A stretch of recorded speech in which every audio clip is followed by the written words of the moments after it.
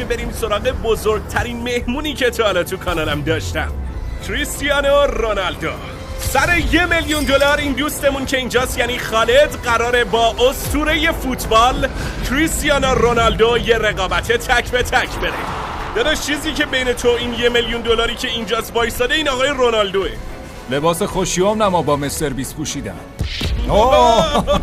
اون طرفدار شماره 1 منه. اون طرفدار توئه؟ من طرفدار شماره 1. استرس داری پرت و پلا میگی، جمع کن خودتو، یه عالمه پول وسطه. قوانین رقابت ساده است. هر دوی شما به سمت اهدافی که توی دروازه است شوت میکنید. اولین کسی که 3 تا هدفو بزنه برنده است. و اگه خالد بتونه رونالدو رو شکست بده من بهش $1,000,000 پول میدم. میشه همینجوری بهم بدی؟ نه داداش، اول باید رونالدو رو شکست بدی. به نظرت شانس چقدره؟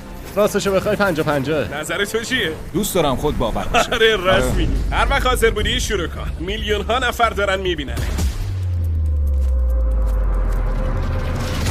ای وای. خب نتونست هدفو بزنه. رونالدو نوبت تو. خیلی خوب بزن بریم. ای وای جفتشون توپو از دست دادن.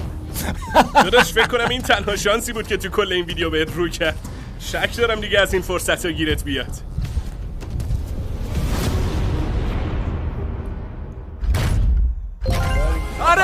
آفرین. تونست اولین امتیاز رو از رونالدو بگیره. رونالدو داداش شرمنده. داداش داری رونالدو رو شکست میدی. وای. اما 2 تا دیگه میخوای؟ آره راست میگه. فشارش خیلی زیاده. فشارش زیاد نیست، باید ببینیم. بریم ببینیم بوز چی کار میکنه. یعنی بزرگترین زمان.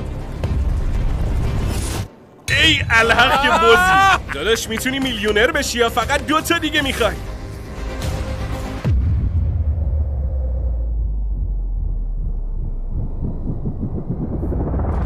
وای خیلی نزدیک بود. خب حالا نوبت رونالدوه، ببینیم مساوی میکنه یا نه.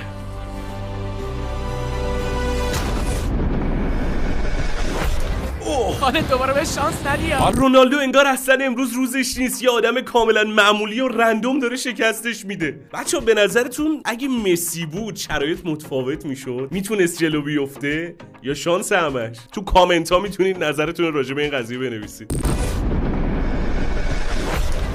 خالد دوباره به شانس ندی. خالد با این توپ میتونم بزنمش؟ توپو تبرک کرد. به خدا رونالدو میخواد من $1,000,000 ببازم.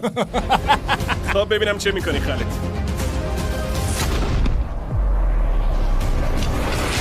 وای خدای من.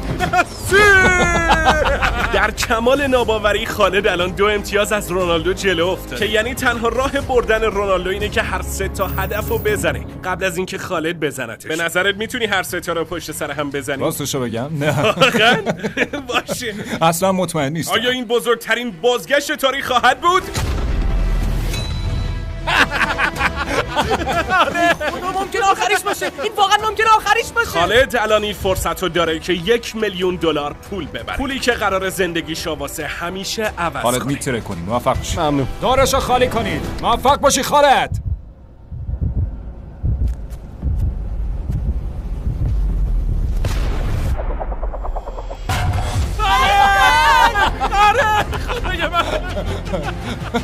خیلی بهت افتخار میکنم. اینم از $1,000,000.